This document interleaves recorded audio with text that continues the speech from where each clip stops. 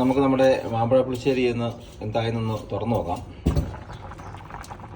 ഒരു മുക്കാലും വേവായിട്ടുണ്ട്. ഈ സമയത്ത് നമുക്കൊന്ന് ഉടച്ചു കൊടുക്കാവുന്നതാണ് കേട്ടോ. വലിയ കഷ്ണങ്ങളൊക്കെ ഒന്ന് ശരിക്കും ഉടച്ചു കൊടുക്കുകയാണെങ്കിൽ നല്ലതായിരിക്കും.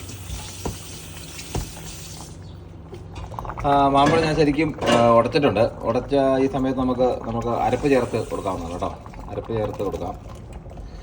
തേങ്ങ അരച്ച് വെച്ചിരുന്നത് ചേർത്തിട്ടുണ്ട്. അത് ചേർത്തതിന് ശേഷം നന്നായിട്ടൊന്ന് മിക്സ് ചെയ്തിട്ട് നമുക്കൊന്നുകൂടെ അടച്ച് വെച്ച് ശകലോടെ വേവിക്കാറുണ്ട്.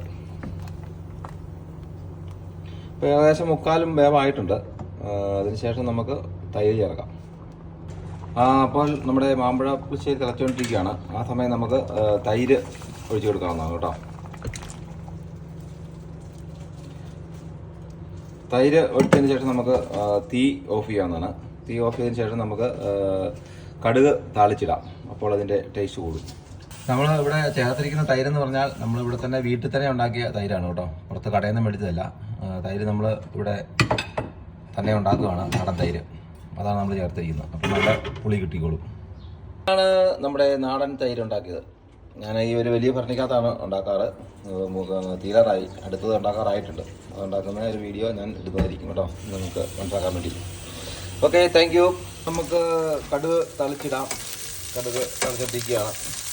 നമുക്ക് കടുകും ചില ഉള്ളി, കരിയാപ്പില, അതുപോലെ വറ്റലമുളക് എല്ലാം ഇട്ടൊന്ന് ചൂടാക്കി ഫ്രൈ ആക്കി ഇടുക, തളിച്ചിടുക എന്ന് പറയുന്നതിന്. അത് നമ്മുടെ മാമ്പഴ പുളിശ്ശേരിക്ക് ടേസ്റ്റ് കൂടും വരുമ്പോൾ.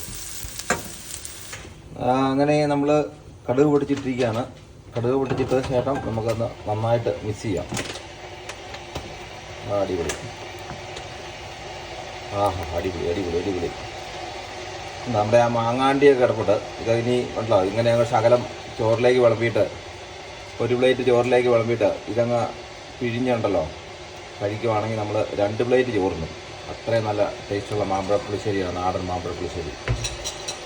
നിങ്ങളൊന്ന് വീട്ടിലൊന്ന് ട്രൈ ചെയ്ത് നോക്കണം. സമയം കിട്ടുമ്പോൾ. നമ്മൾ നിസ്സാര ചിലവേ ഉള്ളൂ. മാമ്പഴം എവിടുന്നേരം കിട്ടുമ്പോൾ ഒന്ന് നിങ്ങൾ ട്രൈ ചെയ്യുക.